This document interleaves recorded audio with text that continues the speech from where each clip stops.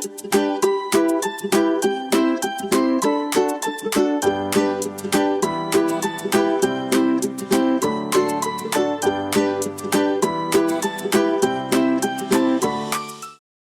PR में मैं हूं आपके साथ रूपम सिंह। अभी रेलवे का ग्रुप डी का एग्जाम आने वाला है और उसमें बच्चे को समझ में नहीं आ रहा है कि किस तरह से तैयारी करें। जिस तरह के रिजल्ट दिए जा रहे हैं उनकी समस्याएं जो है दिन पर दिन बढ़ती जा रही है और उन्हें समझ में ये नहीं आ रहा है कि हम क्या पढ़ें क्या छोड़ें। और उसके लिए आज हमारे साथ नवीन सर जुड़े हुए हैं और नवीन सर बताएंगे कि वो ग्रुप डी का तैयारी किस तरह से करें, जितना टाइम है उसमें वो कैसे अपने आप को तैयार करें। एक्चुअली मैं सारे बच्चों को समझ में आ रही है कि अब चूंकि देख रही है कि जिस तरीके से अभी एनटीपीसी सीबीटी 1 का रिजल्ट आया, कितना हाई कट ऑफ रहा है, तो अब बच्चे भी एक्टिव हो गए हैं कि अब जैसे तैसे पढ़ाई करने से अब उनका काम नहीं चलना है।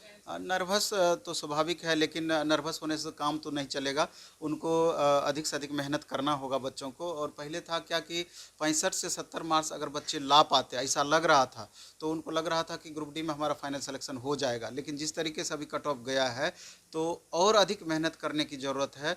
तो ये बच्चे मान करके चलें कि 70 से 75 या 75 प्लस आपको मार्क्स आपको लाना होगा। हालांकि एग्जैक्ट बताना अब बहुत ही मुश्किल हो गया है, जो सिचुएशन दिख रहा है, चूँकि करोड़ों की संख्या में बच्चे फॉर्म भरे हुए हैं और ओवरऑल 3 गुना रिजल्ट दिया जाएगा। फिजिकल के लिए बच्चों को बुलाया जाएगा, तो उसमें से 1,03,000 सीट है, तो आप उसका 3 गुना कर लीजिए, उतने बच्चों को बुलाया जाएगा। तो वहाँ पर निश्चित रूप से कट ऑफ मैक्सिमम रहने की संभावना बनी रहेगी। इसलिए सारे बच्चों से होगा कि 70 से 75 से जितना आप ऊपर जाएंगे उतना ही संभावनाएं बढ़ती चली जाएगी, और 75 से जितना ही आपका नीचे स्कोर रहेगा उतना ही संभावनाएं आपकी कम होती चली जाएगी। एक तरीके से रॉ स्कोर वो बाउंड्री लाइन आपका रहेगा, लेकिन कुछ फिर ये चीज़ आपका बोर्ड बाय बोर्ड वेरी भी करेगा। इसलिए कट ऑफ के बारे में अब कुछ भी बताना थोड़ा सा अब डिफ़िकल्ट होने लगा है।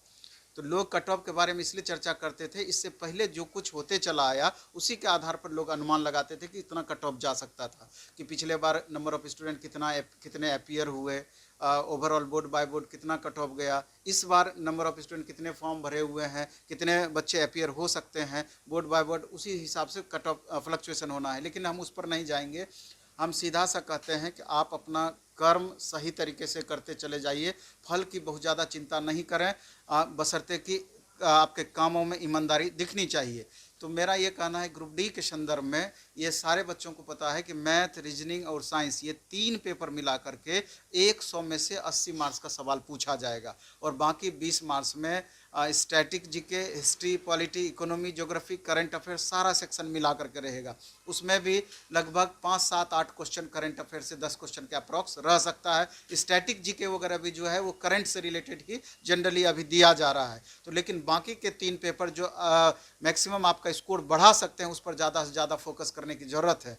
और ज़्यादा से ज़्यादा फोकस करने के लिए आप प्रीवियस ईयर क्वेश्चंस का अधिक से अधिक प्रैक्टिस करें। हमको लगता है कि ज़्यादा फायदा कर जाएगा। पिछले बार जो ग्रुप डी का एग्जाम हुआ था उसके पूछा हुआ क्वेश्चन अधिक से अधिक बनाए। इसके अलावा एनटीपीसी सीबीटी 1 का जो अभी 130 सीटिंग में एग्जाम्स हुई है, तो उसमें जिस तरह का क्वेश्चन पूछा गया है, आप उसको बेहतर तरीके से तैयारी करें तो उससे बहुत ज़्यादा फायदा होना है। मेरा ये कहना है कि सिर्फ सेट बनाने से भी काम नहीं चलना है। सेट बनाने का ये मतलब होता है कि जो सेट आप बनाए, जो क्वेश्चन आपसे गलत हुआ, उस गलत क्वेश्चन का एवैल्यूएशन बेहतर तरीके से होना चाहिए। उसके कंसेप्ट को आप समझने का अधिक से अधिक प्रयास करते रहना चाहिए आपको, जिससे कि इस तरह का क्वेश्चन अब अगले सेट में हमको मिले तो वहाँ पर गलती हमारी ना हो, हमारा स्कोर बढ़ता चला जाए, तभी आप मैक्सिमम मार्क्स ला सकते हैं।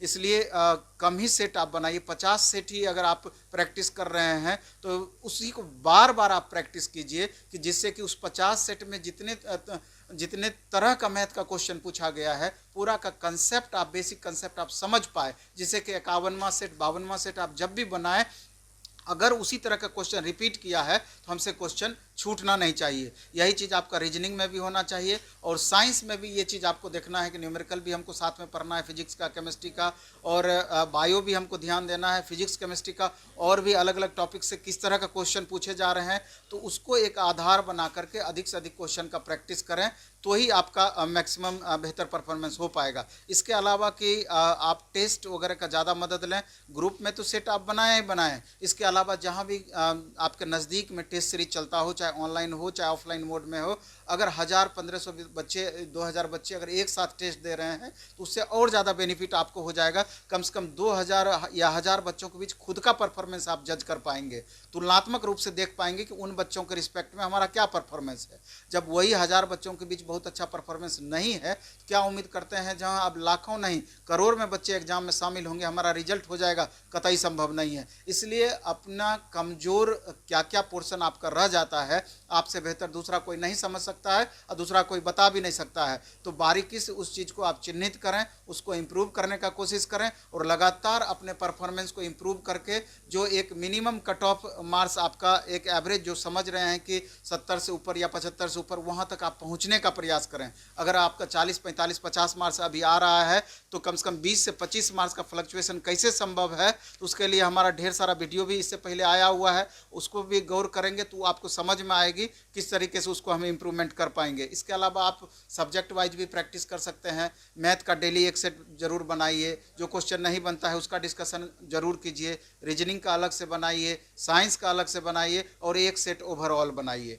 इन सब छोटी छोटी चीज़ों को करके ही आप मैक्सिमम स्कोर कर सकते हैं। इसके अलावा जो अन्य जो बेसिक बुक्स हैं जो कि पहले आपने पढ़ रखी है, तो उससे भी आप डे बाय डे रिवीजन करते रहें और 6 महीने से साल भर का करंट अफेयर्स भी आप देखें और एनटीपीसी CBT2 ग्रुप डी में दोनों में इससे फ़ायदा हो जाएगा। नहीं, इसमें एक्चुअली में क्या है कि जैसे TCS इससे पहले एग्ज़ाम ली और अभी NSEIT को एग्ज़ाम देने की बातें चल रही है, तो TCS का एक अपना अलग पैटर्न में भी है और NSEIT का एक अपना अलग पैटर्न है। तो NSEIT इससे जो जो एग्ज़ाम कंडक्ट किए है, RPF कंडक्ट किए है, इसके बाद RRB JEE कंडक्ट किए है और कई सारे एग्ज़ाम्स कंडक्ट किए हैं। तो जनरली देखा जाता है कि TCS के बनस्पत NSEIT का पैटर्न थोड़ा सा नीचे है उसका बनस्पत उसके।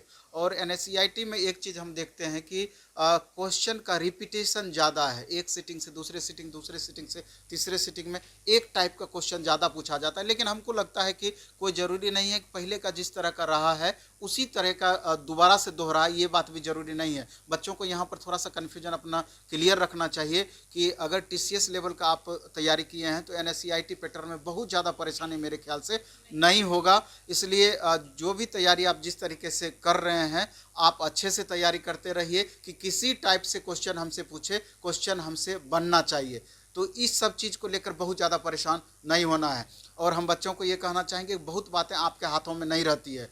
अब आगे चल कर के रेलवे किस तरीके से एग्ज़ाम लेगी, रिजल्ट के लिए वो क्या करेगी या क्या क्या चीज़ इम्प्लीमेंट करेगी, क्या क्या चीज़ इम्प्लीमेंट नहीं करेगी, आपका जो कर्म था आपने वो किया। लेकिन जो चीज़ आपके जिम्मे है, जो चीज़ आपके हाथ में है कि अधिक से अधिक मेहनत हम खुद कर सकते हैं, पैटर्न के अकॉर्डिंग मेहनत हम कर सकते हैं। रिजल्ट के लिए जितना 10 घंटे 12 घंटे 14 घंटे का अपना रूटीन हम बना सकते हैं उसके अकॉर्डिंग हम मेहनत कर सकते हैं। तो जो चीज़ आपके हाथ में है उसको आप ईमानदारी पूर्वक करें। अगर सही दिशा में सही तरीके से आप मेहनत करेंगे तो आपकी सफलता की गारंटी है।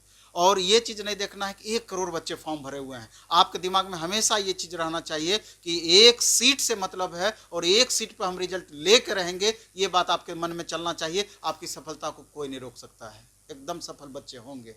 इसलिए सभी बच्चों से मेरा रिक्वेस्ट होगा कि जितना भी दिन आपका एग्ज़ाम का टाइम बचा हुआ है और बहुत ज़्यादा मेरे ख्याल से समय अब नहीं लगेगा, NTPC CBT2 का तो मार्च लास्ट या अप्रैल में एग्ज़ाम निश्चित रूप से हो जाएगा और अप्रैल मिड के बाद ही आपका ग्रुप डी का भी एग्ज़ाम ले सकता है, कोई बड़ी बात नहीं है।